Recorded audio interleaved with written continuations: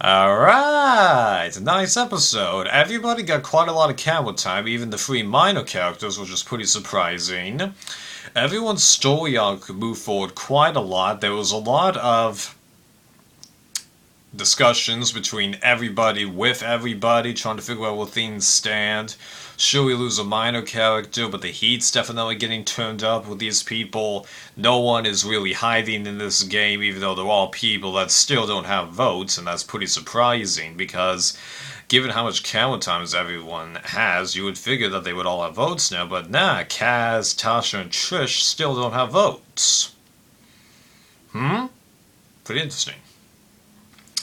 So the episode starts off with everyone returning to camp, and then Kaz, Trish, and Jeffra are of course pissed off that Wu and Tony flipped on them and got rid of LJ, even though Tony's reasoning does make sense, because, well, yeah, LJ was a true threat, even though his edit kind of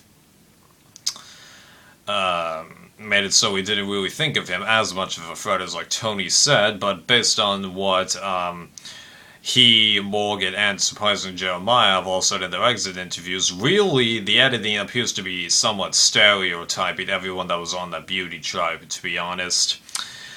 Now, none of them are very great players at this game, but they're all interesting people, I think, to a degree, and all of them could be doing a bit better than they have been. Jeremiah's revealed that, LJ revealed that, Morgan kind of revealed that. It's just how the game ends up that kind of restricts what they're able to do. So, even though in many ways they do behave like the typical high school cliche thing, it's not as bad as it seems, really. Heck, after listening to his phone call to Rob's sister Nino, I actually took back a couple of the jabs I made at Jeremiah. Looking back, I kind of hate the fact that I did that, especially since I've got a second cousin that's named Jeremiah, so in a way it's kind of tough to do it, Yeah.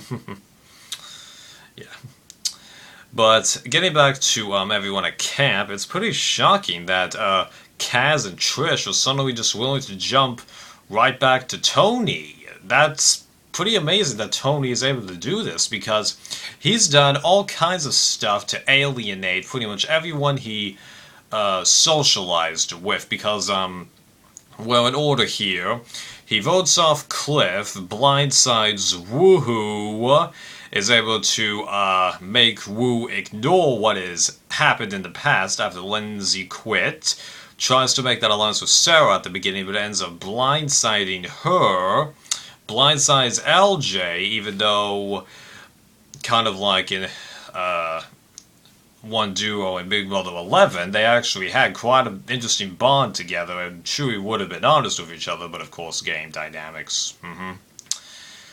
And then he's done stuff to alienate the three girls. So, yeah, in some way, he's done stuff to piss off pretty much everyone he's socialized with, but most of them were still willing to trust him, and then they were able to reel in Jeffra again, and then surprisingly, Tasha, Spencer, and Jeremiah are all recognizing Tony as a major player, and are each delivering their own thoughts about him, outing him, recognizing his place in the game dynamics, and using him to a degree. So just, whoa, this is just amazing how much power Tony has. It's obvious, and yet there's still people out there that are willing to follow him and listen to him.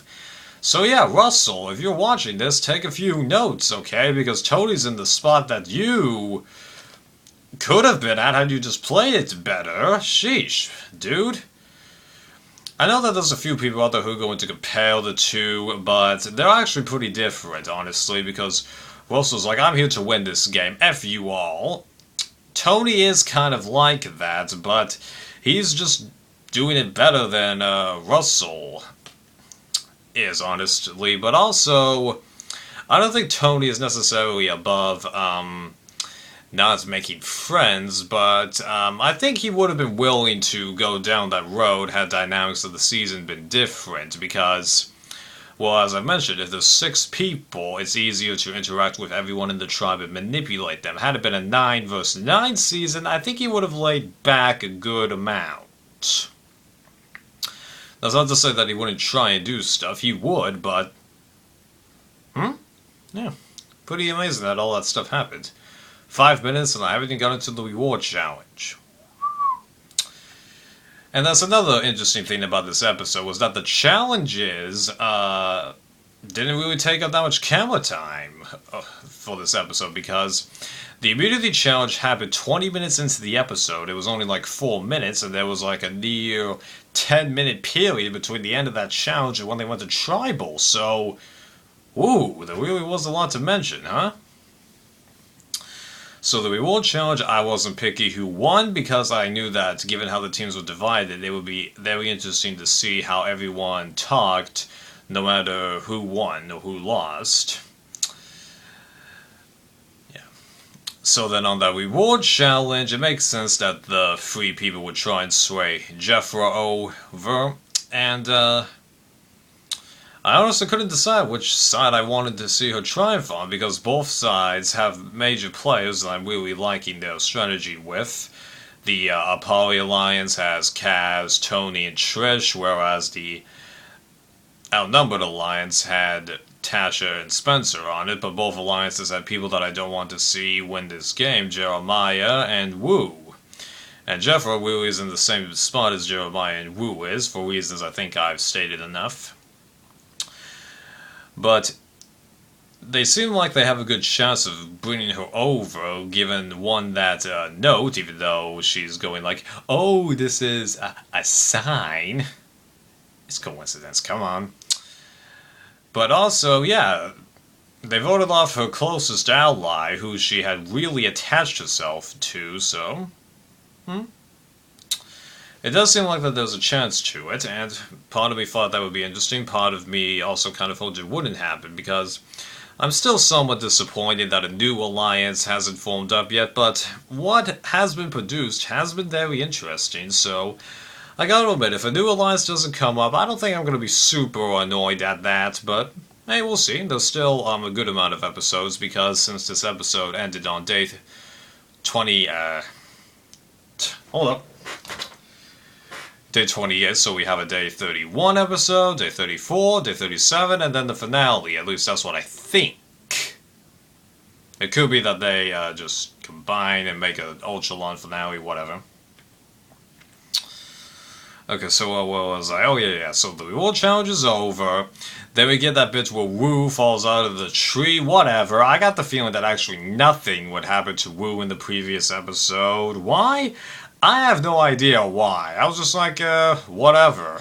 Maybe because I just don't care enough to see Wu get followed in this game that it was picky to me. Now, I'll admit, when he did fall, and given his position, I went, ooh, but after he got up, I'm like, oh, yeah, you're fine. Just stay on your feet for a couple of hours. You're good. But it's funny how he says, I'll lick my beef any day for a couple of papayas. Yeah, Morgan's boobs. Why didn't I think of that? Immunity challenge, whatever. Didn't really bother me, although it is a little more fun that Tasha won, because, of course, the Apollo Alliance had to decide if they want to get rid of Jeremiah or Spencer, because they're very confident that one of them has the idol. The tricky part is, who are you going to vote out? And also, how do you go about it? Do you try and avoid the idol? Or do you try to make the person play the idol and just hope it's not you? That's a very tough question, because you have only 2 people. So then, surprisingly, Tony and Trish are amazingly able to get Jeffra back, but Jeffra is basically screwed with whichever alliance she goes with, because if she goes with, Tasha, Spencer, and Jeremiah, well, once they get to the final 4, unless dynamics of the game was severely thrown off, which I don't think would happen, she would go. But then if she stays with the Apollo group, she does have a potential opportunity to make it to the top 3, but she's not going to win, not unless the jury just looks at the other 2 and go, ah, well, you burned our bridges. We're going to give it to the person who did nothing, just like what happened in Nicaragua. That sucked. Right? But I'm amazed that she did flip, but what pissed me off even more was how she goes over to them and goes, oh yeah, you know that agreement we made, I'm breaking it. See ya! Really? So that was annoying how she and Jeremiah kept that arguing going at Tribal. Jeremiah revealed that they apparently have buried enough of the hatchet that there's no problem. I'm pretty sure he did the same thing with Morgan and all that, and LJ think mentioned that also, although Morgan not as much, but that's to be expected given their situation. Although he did reveal that he tried with her, I don't blame him. But it goes to show you, if you're looking at just the edit, it's another example of producers just giving them a not true edit, kind of like Chelsea got in One Word. I've mentioned that a few times. But then we get all of the Tony and Spencer interaction, and that was interesting because both of them are recognizing the other as powerful opponents in the game, recognizing that they have a good amount of power, but also recognizing they're both fans of the show, playing the game, doing a heck of a job at playing the game, even though we do have the instances where they're arrogant, negative, / overplaying, but people are negative on reality shows all the time, for crying out loud, because, let's wait for the list real fast. Boston Rob, for crying out loud, he was arrogant in many situations. Rob Sesternito, I found him arrogant. Colby, Tina did some pretty sucky moves, moving away from Survivor. There were various top shot people that I found arrogant at times. Erica was kind of negative in Big Brother. Will was hella negative in his first season. The eventual winner of Season 10 burned quite a few bridges. Season 10 of Big Brother, I mean, so...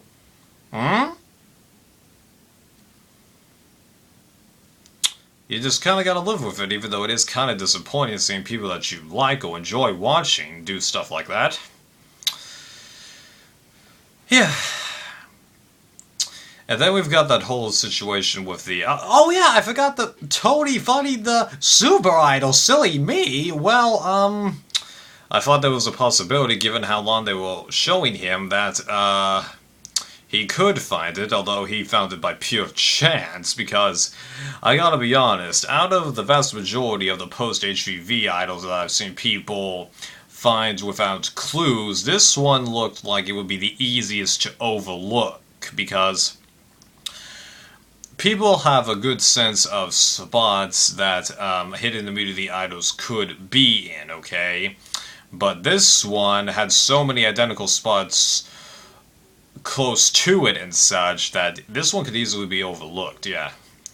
And I do like the fact that they have the rules saying that you can only play it for yourself, because had this rule been implemented in the other seasons, it would have had a bit of potential to like shake up the game, because like to Exile Island, if it was revealed that Terry couldn't play for anyone, although of course Kasai wouldn't have known that, well obviously no one is going to flip, and then that kind of thing, yeah. And it probably wouldn't have pissed us so much that Danielle voted out Terry instead of ours. For those of you who are fans of Terry, I need to rewatch that season. And then for Cook Islands, well, sure it would have made it so that the you and Becky alliance would have been kind of different, but whatever. Why am I wasting time on these seasons? Sheesh. So then we get to the bit for real now. Well, Spencer pulls out his idol, but he and Tony have that stare-down contest because both of them are suspicious of the other, because both of them think that the other one has something up their sleeves. So what do I think it is? Well, what Tony wants everyone to believe is that he has the bag of tricks with something that he says is an idol. After Spencer played his, though, he stated it's not a real idol. Now, I'm not entirely sure if he meant the idol that he's got in his hand, or the one that Spencer gave, but here's something that I don't think many people have been considering. One of the guys at AfterBuzz mentioned this. What if what he had in the bag of tricks is not just something that he threw together? What if that really is the idol with like one of his shirts wrapped around it? Because if that's the case where he has the super idol wrapped up but he says that this is not a real idol, then he's in total power. Although he's in total power anyway, because if you want to get rid of him, you have to vote him out twice, literally. But yeah, Spencer plays his idol, which is the smart thing to do. Turns out, though, he didn't have to because they just decided to vote Jeremiah out on the coin flip. Because literally, that's what it came down to. Both of them are young guys that people like to a degree, have their own influences to a degree, though Spencer way more than Jeremiah. Both of them fairly athletic, although Jeremiah, it's not surprising that he can't win squat, but Spencer, that he has won a couple of stuff. They just decided to go with Jeremiah and hope that he didn't have the idol, which of course he didn't. And then we lose the minor character that I most wanted to see out, although I do take some of those things that I said about him, I'll admit. And that's that. Woo. Man, I feel like I crammed a lot into those 16 minutes. But even though it was a minor character that went, that's not a big deal because it looks like a lot of stuff is going to be happening next week. And the big question is, I think, not so much which one of the former brains is going to go. I think it's a question of who's going to go between Spencer and Tony, because what do I think that exactly? Well, just the way that Tony is behaving, eventually there's going to have to be some kind of a cliff here where the Alliance, mainly the girls, decide how they're going to treat him. Because, like, you know how Tasha and Spencer state that if Tony makes it to the end, they're voting for him? Well, that raises flags in other people's minds, because they do want to trust Tony, at least for a while, to get farther in the game, and Spencer and Kaz are a huge threat to win, obviously, but they're in a tough situation. It's, do you want to vote out the people that definitely will get $1 million, but have somebody that you know is at least partially there, doing the exact same things that you were doing get farther, or do you want to, have them all play off each other and take a tad bit of a crapshoot? I don't know. So yeah, that's a tough question. And then, finally, since everybody seems to be discussing Trish, I feel like I should bring her up. Well, I think personally she's making a few more moves than a lot of people in this season are giving her credit for, because LJ keeps stating Tony's making the big decisions in the game while he's completely ignoring Spencer's position, Kaz's flip-flopping, and then the fact that actually, if he even watched the episode where Cliff went home, it was actually Trish that planted some of the seeds in Tony's mind to make him flip. And the crazy thing is, he didn't even mention that a discussion that he had with Tony beforehand that caused him to flip, so that's even more evidence suggesting that it was actually Trish that made Tony flip. And then it's a combination of Trish, Tony, and Sarah that caused Kaz to flip in the first place, you know? Come on. Sheesh. So, yeah, I'm really liking what Trish is doing, even though she has been doing basically the same gameplay moves that I think Tony has, while voting along similar lines for almost every single tribal council. I think that she's emerging pretty well, and it's going to be interesting to see what happens to her. So now, where do I stand with everyone else? I feel like I need to mention this. Well, I think we can safely conclude that Jeffra is not going to win this game. She can get a good ways farther in the game. It is very possible, but I think we can count her out, which means that it's either a brawn or a brawn or a brain winning. Now, Part of me wants to see a Brain win because of the underdog story, but part of me doesn't because Trish and Tony are doing a very good job of playing the social cards quite a bit, and yeah, it'll be a moment to see them go also, you know? So, yeah, I feel like the same way I did with Blood vs. Water, but I think I'm enjoying this a little more than Blood vs. Water because it's a little easier to read these people and figure out how the game can go shooting around, if you know what I mean. Sheesh, I think that this is my longest Survivor video yet. I just had a lot to say. Well, if you watched this whole thing, I applaud you guys, but yeah, so I'm gonna leave you guys off right now, and see you next time.